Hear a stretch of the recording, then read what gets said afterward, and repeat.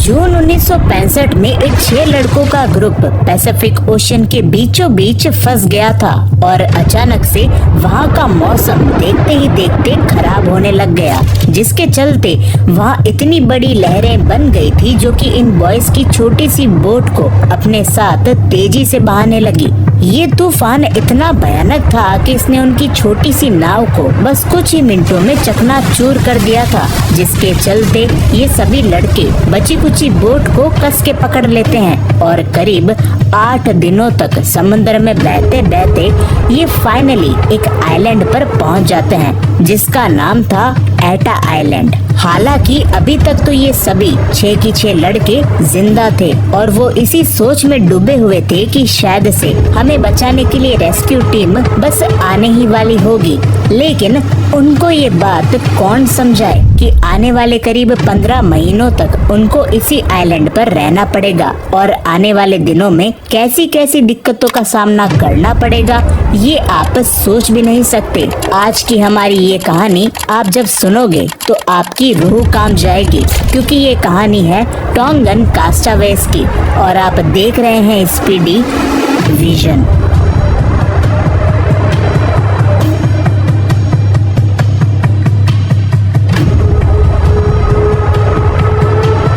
अगर इन 6 लड़कों की बात करें तो इनमें से उम्र में सबसे बड़ा था सियोनी फेटाओ, जिसकी उम्र 16 साल की थी और इसके साथ साथ स्टीफन, तेविता, फेटालाटू, कोलो फेकताओ और मोनो सियोनी फेलेफे तताओ।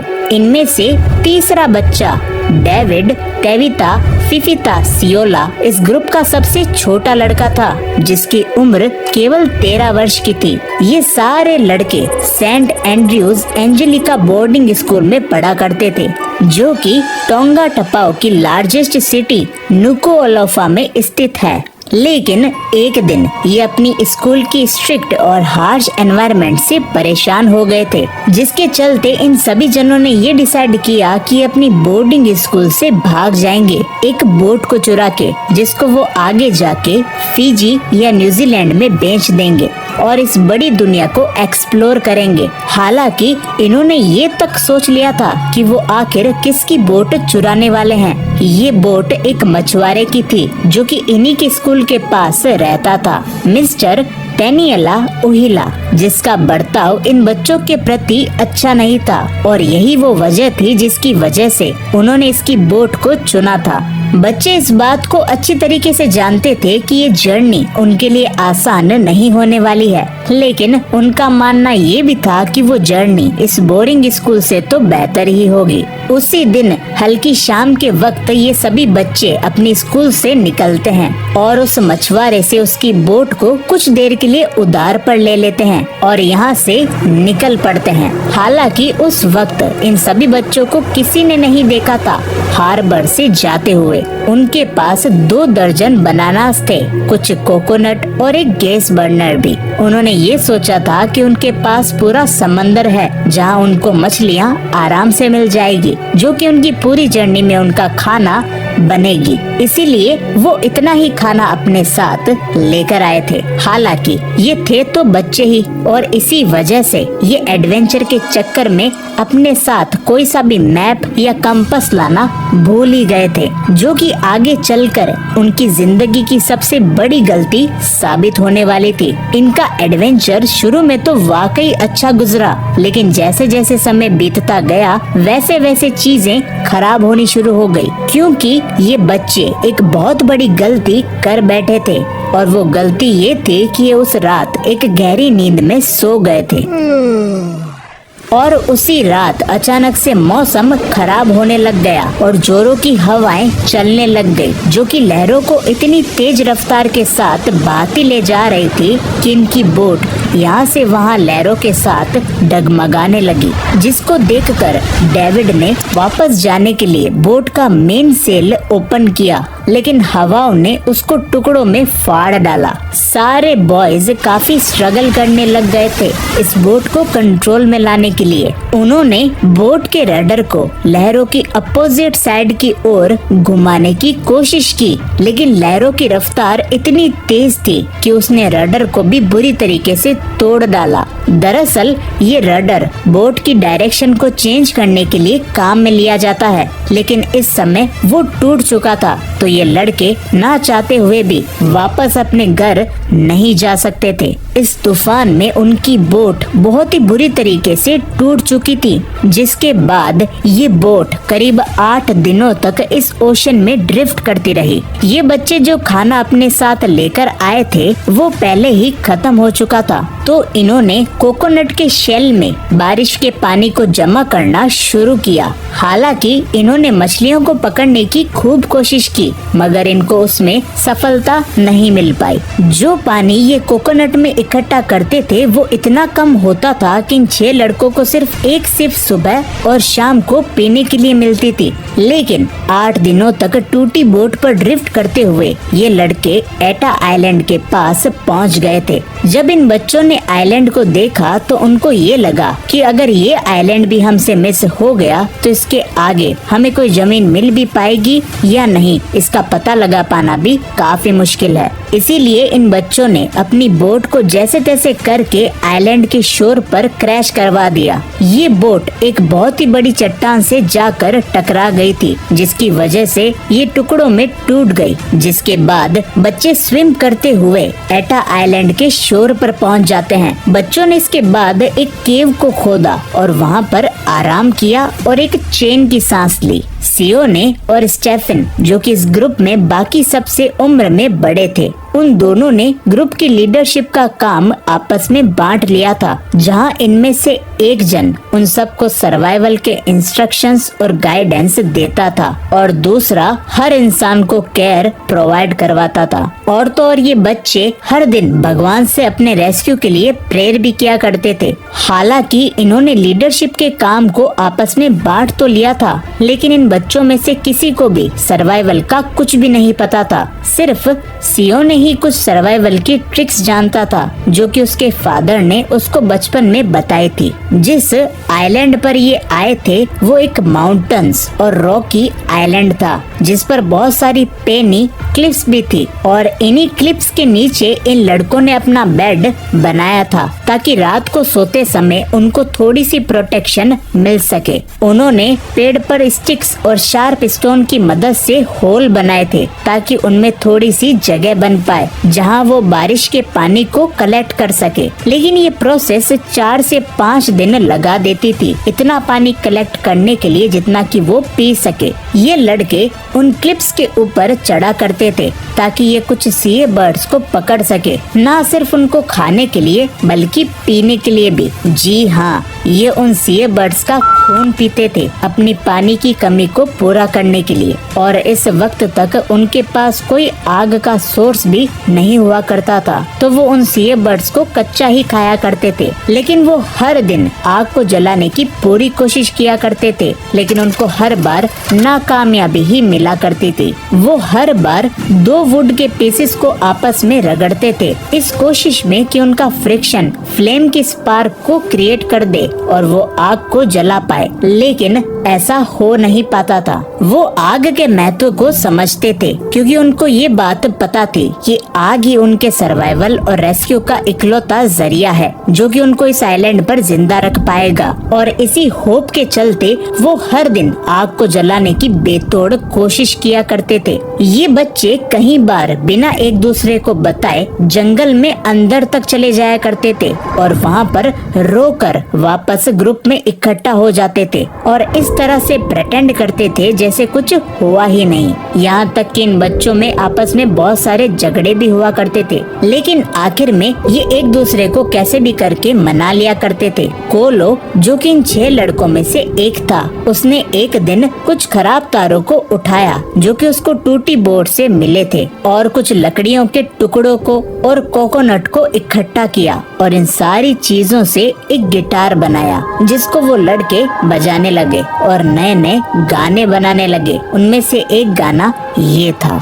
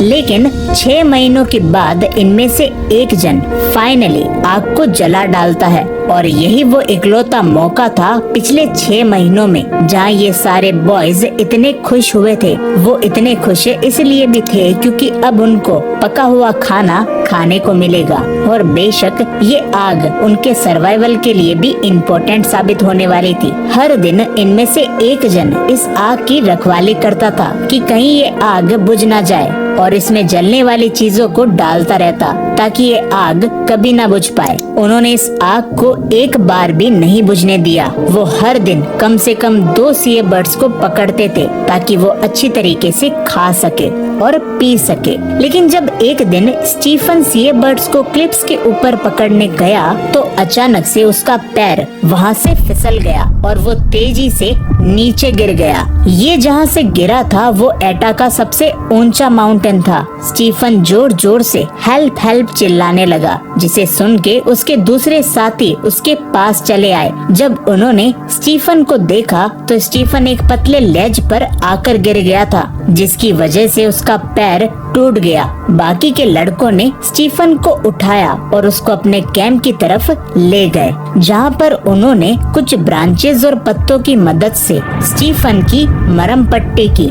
जो भी चीज उस समय उनके हाथ लग पाई उसी चीज को उन्होंने स्टीफन के पैर को सीधा रखने के लिए और घाव को भरने के लिए इस्तेमाल किया। बाकी के लड़कों ने ये डिसाइड कर लिया था कि स्टीफन जब तक ठीक नहीं हो जाता वो कोई सा भी काम नहीं करेगा। तब तक के लिए सारा काम हम करेंगे। स्टीफन के पैर को रिकवर होने के लिए कई महीने लग गए, लेकिन वो पूरा रिकवर होने से पहले ही चलने लग गया था। लेकिन फिर भी उसके साथियों ने उसको काम नहीं करने दिया। वो चाहते थे कि स्टीफन जब पूरा रिकवर हो जाएगा तभी हम उससे काम करवाएंगे। हर दिन ये लड़के इस आइलैंड को एक्सप्लोर करने के लिए निकल जाया करते थे, इस आशा में कि उनको कुछ नया देखने के लिए जरूर मिलेगा जो कि उनके सर्वाइवल में मददगार साबित होगा। और एक दिन जब वो एटा की सबमिट यानी एटा माउंटेन का सबसे फ्लैट पार्ट वहाँ पर पहुँच गए तो उन्होंने वहाँ पर क्या देखा, एक पुराना अबेंडेंट हुआ गांव जो कि पूरी तरीके से नाश हो रखा था। लेकिन वहाँ पर इन बच्चों को कुछ वेजिटेबल मिली और बहुत सारे चिकन्स के डिसेंडेंट्स जो कि विलेजर्स यहाँ पर छोड़ कर गए थे। हर रात ये एक गेम खेलते थे, चिकन्स को पकड़ने का गेम। देखते ही देखते उनके पास करीब 200 मुर्गियाँ हो चुकी थी, जिनको ये मारा नहीं करते थे बल्कि ये उनको कोकोनट के स्क्रैप्स खिलाते थे और उनकी अच्छी तरीके से देखभाल करते थे ताकि उनको एक कांस्टेंट फूड सोर्स मिल सके जो कि था अंडा। लड़के केवल उस समय इन चिकन्स को मारा करते थे जिस समय मौसम खराब होता था, क्योंकि खराब मौसम में ये क्लिफ्स पर जाकर सी बर्ड्स को मारना प्रेफर नहीं करते थे, क्योंकि उन्होंने स्टीफन की हालत को देखा था और ये ऐसा नहीं चाहते थे कि इनमें से और कोई उस क्लिफ से गिर जाए और उसकी भी हालत स्टीफन की तरह हो जाए। उन्होंने एक राफ्ट भी बनाई थी ताकि ये इस आइलैंड से एस्केप कर पाए, लेकिन जब वो 1 मील इस आइलैंड से दूर गए तो उनकी बनाई गई राफ्ट बीच में से टूट गई थी, जिसकी वजह से इनको बीच सफर में ही वापस तैरकर आइलैंड पर आना पड़ गया। लेकिन अच्छा है ये चीज उनके साथ हुई, क्योंकि अगर वो राफ्ट को लेकर इस आइलैंड से बहुत दूर निकल जाते और वापस इस आइलैंड पर नहीं आ पाते तो इनके लिए समुद्र में बिना कंपास और मैप के जिंदा रह पाना काफी मुश्किल होता। क्या पता इसके बाद इनको ऐसा आइलैंड दोबारा मिल भी पाता या फिर नहीं। 1 साल के बाद इन सभी लड़कों ने रेस्क्यू की सारी होप छोड़ दी थी और उन्होंने ये चीज एक्सेप्ट कर ली थी कि शायद से हमें बाकी की जिंदगी इसी आइलैंड पर गुजारनी पड़ेगी, और इसीलिए उन्होंने एक परमानेंट शेल्टर बनाना शुरू कर दिया और तो और वेजिटेबल के फील्ड और गार्डन्स को भी एक्सपेंड करना शुरू कर दिया, जो कि 100 साल पहले यहाँ पर विलेजर्स छोड़ कर गए थे। इन सभी 6 लड़कों ने 2-2 के पैर बना लिए थे और सारे कामों को आपस में बांट लिया था, जैसे आइलैंड की शोर पर गार्डन में काम करना, मुर्गियों को संभालना, शिखर पर जाना और आग को जलाए रखना। इसके साथ वो हर दिन एक्सरसाइज भी किया करते थे, इस डर से कि कहीं हम आलसी ना हो जाएं, क्योंकि इस तरह के आइलैंड पर आलस करना मौत को निमंत्रण देने के बराबर है। उन्होंने एक बैडमिंटन कोर्ट भी बनाया था जहाँ ये बैडमिंटन के टूर्नामेंट्स किया करते थे। लेकिन एक दिन जब वो इस आइलैंड को एक्सप्लोर कर रहे थे तो उनको कुछ आदमियों की बोन्स मिली। उनका मानना ये था कि शायद से ये सारी हड्डियां उन्हीं आखिरी लोगों की होगी जो कि इस आइलैंड पर फंस गए होंगे। जिसके बाद उन्होंने इन हड्डियों के ढांचे को उठाया और उनको अच्छी तरीके से बरिड करते हुए उनकी याद में एक फ्यूनरल किया और भगवान से प्रेयर भी करने लग गए कि हमें जल्द से जल्द रेस्क्यू करवा दो ताकि हमारी हालत भी इन लोगों की तरह ना हो पाए। लेकिन दूसरी तरफ पीटर वार्नर एक एडवेंचर पर निकले हुए थे। अगर आपको पीटर के बारे में बताऊं तो ये आर्थर वार्नर के सबसे छोटे बेटे थे, जो कि एक समय पर ऑस्ट्रेलिया के सबसे पावरफुल इंसान थे, जो कि उस समय इलेक्ट्रॉनिक इंडस्ट्री में रूल करते थे और इसी वजह से ये पीटर को भी अपनी तरह बनाना चाहते थे। लेकिन पीटर के सपने कुछ और ही थे। पीटर को हमेशा से एक मछुआरा बनना था और इसी वजह से ये एक नाव को लेकर अपने सपनों को पूरा करने के लिए एडवेंचर पर निकल जाता है। इसकी बोट का नाम जस्ट डेविड था, और जस्ट डेविड ही क्यों वो तो मुझे भी नहीं पता। 1966 में पीटर मछलियां पकड़ के वापस टोंगा अपने घर की ओर जा रहा था और इसी बीच वो एटा के नजदीक से निकल रहा था कि तभी पीटर के क्रू मेट्स ने एटा आइलैंड पर इंसानों की आवाज को सुना। लेकिन पीटर को लगा कि शायद से उन्होंने किसी सीए बर्ड की आवाज को सुना है, क्योंकि इस आइलैंड पर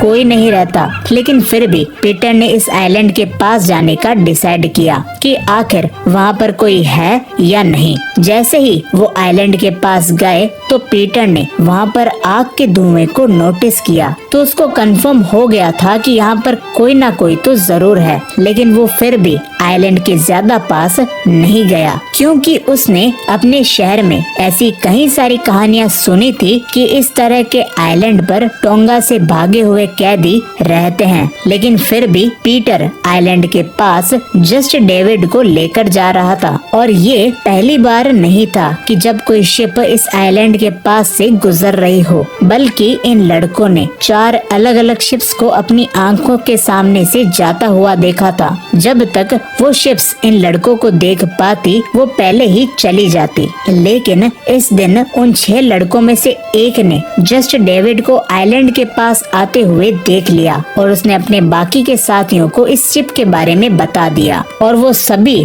पानी में कूद गए और शिप के पास जा पहुँचे। उन्होंने बड़े ही परफेक्ट तरीके से इंग्लिश लैंग्वेज में पीटर से बात की और पीटर को समझाया कि जहाँ तक हमारी काउंटिंग के अनुसार हम आज से 15 महीने पहले हमारी बोर्डिंग स्कूल से भाग गए थे और इस आइलैंड पर फंस गए थे। जब पीटर ने उनकी बातों को सुना तो पहले पीटर को उनकी बातों पर विश्वास नहीं हुआ कि आखिर इन बच्चों ने ऐसे खतरनाक आइलैंड पर 15 महीनों तक सरवाइव कैसे कर लिया। फिर उसने कंफर्म करने के लिए टोंगा टापू पर रेडियो की मदद से वहाँ पर मैसेज भेजा, जहाँ उसने उनको बताया कि मुझे 6 लड़के बिना किसी कपड़ों के नग्न अवस्था में मिले हैं, जिनके बाल काफी बड़े हैं और उनका कहना ये है कि वो पिछले 15 महीनों से अपनी बोर्डिंग स्कूल से भाग गए थे और इस आइलैंड पर फंस गए थे। सारे बच्चे इस समय शिप पर खड़े खड़े एक दूसरे को देख रहे थे कि क्या हम घर जा भी पाएंगे या नहीं। 20 मिनटों के बाद रेडियो के सामने से एक आवाज आती है। एक ऑफिसर पीटर से बात करता है,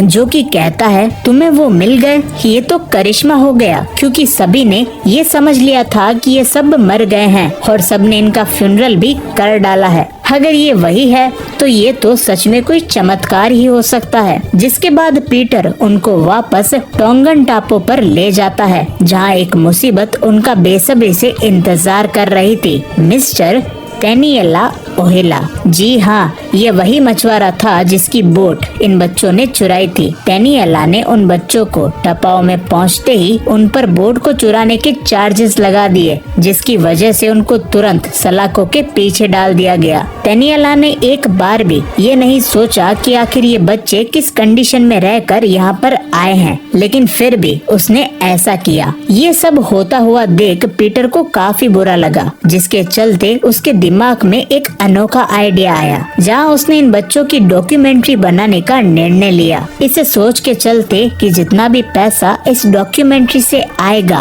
वो बच्चे टेनेलिया को उसकी बोट की जगह पर दे सकते हैं और टेनेलिया अपने चार्जेस को वापस ले लेगा और बच्चे जेल से बाहर आ पाएंगे। जब ये आइडिया पीटर ने उस बोट ओनर को सुनाया तो वो भी इस चीज के साथ राजी हो गया और उसने अपने चार्जेस वापस ले लिए, जिसके चलते वो बच्चे फाइनली जेल से बाहर आ पाए और अपनी फैमिली से मिल पाए। इसके बाद स्टीफन को डॉक्टर के पास भी भेजा गया। जब डॉक्टर ने उसकी टेम्पररी मरहम पट्टी को देखा तो वो भी हैरान हो गए, क्योंकि उन्होंने देखा कि छोटे छोटे बच्चों ने इतनी अच्छी तरीके से स्टीफन के पैर को स्टिक की मदद से स्ट्रेट किया था, जिसकी वजह से स्टीफन दोबारा से चल पाया। रेस्क्यू के बस कुछ हफ्तों बाद ही ये सभी लड़के पीटर के साथ वापस उस आइलैंड पर गए थे, ताकि ये उस डॉक्यूमेंट्री को अच्छी तरीके से बना पाए, जिसको इसी साल 1966 में ऑस्ट्रेलियन टीवी पर एयर किया गया। ये डॉक्यूमेंट्री आज भी यूट्यूब पर ऑफिशियली पब्लिश्ड है,